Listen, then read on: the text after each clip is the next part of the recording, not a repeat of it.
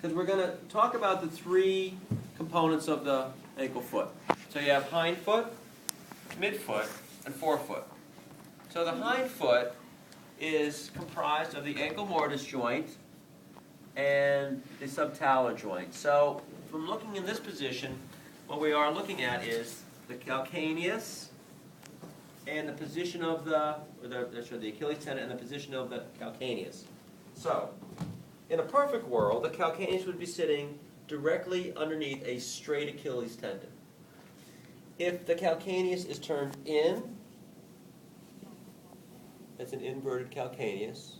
It's usually associated with hypersupination, oversupination. You also look for bowing in the Achilles tendon. If the calcaneus, however, is rolled out and the Achilles tendon bows medialward, now you have an everted calcaneus. That's the first stage or the first component of flat feet, hyperpronation. And that's what happens to the hind foot. So, and you can see we've got a great example of this. These calcanei are rolled out. You can see the bowing of the Achilles tendon. So she's got the hind foot component of hyperpronation. Here, pretty straight. Not so much going on. So let's have it turn around. So now we're going to look at the midfoot. Now the midfoot runs, so we just did the hind foot, and that included this ankle mortise joint and the subtalar joint. The midfoot is going to run from the distal end of the talus and the calcaneus to include all of these tarsal bones. That's midfoot. The forefoot runs from the bases of the metatarsals forward. So those are the other two components of the foot. So in the midfoot, we're going to look for the arches. So look at the medial longitudinal arch. Look at the lateral longitudinal arch, which is usually compressed in the standing position. And then look at the transverse arch. And now let's compare the two. So in a hyperpronated state, the medial longitudinal arch is collapsed. You can see the head of the talus and the navicular sticking out a little bit. Right? Compared to here, we've got a nice arch, So that's the medial longitudinal. The transverse arch should be extended all the way on down to at least towards the distal end of the metatarsals, towards that MTP joint. Whereas you look here, you see how flat this is? We've lost the transverse arch. We have it right here, and then once you get down to the distal end of the metatarsals, it's gone. And by the time you get to the MTPs, totally gone. Very broad loss of transverse arch. This foot maintains its transverse arch even to here, and then it sort of flattens out. We tend to lose it once we get into the metatarsals. So see the difference? Hyperpronated, normal, and actually a little bit hypersupinated because it has a very high arch. Okay? So those are your two distinctly different. Let me show you perfect, right here. Right here. This, I know, you're not surprised. All right, but until I show you all my deformities, especially my muscle wasting. All right, so this is this is a fairly normal foot, other than the deformities. So what you can see is medial longitudinal arches are fine. Transverse arch, it extends down into the forefoot area. Here's the forefoot, it flattens out.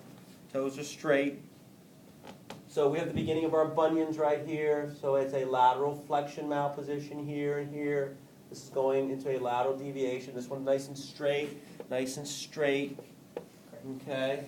What you do, however, see with my feet, and we're going to do range of motion in a second. Thank you, ladies. That's good. So that's everything we're looking at. And so you can see, we've just gone through the inspection. Of course, considering discoloration, abrasion, scar, redeemed deformity. Let's talk about range of motion. So everyone should be able to plantar dorsiflex, and most of that motion is occurring at the ankle mortise joint. So you can see the amounts. You've got 20 and 50. Now, inversion, eversion is described as happening at the subtalar joint, which is on the calcaneus moving underneath the talus. But for most of you, you're also going to have that motion here at the ankle mortise joint.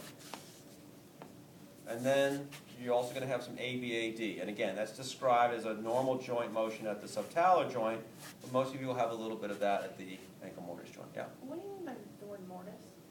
Mortise. A mortise joint configuration is where two pieces of wood, or in this case two components of bone, come together, and they form a joint where there's two long sides, and then there's a like a hollowed out area in the middle, and then the opposing surface sits up into that. That's called a mortise joint configuration.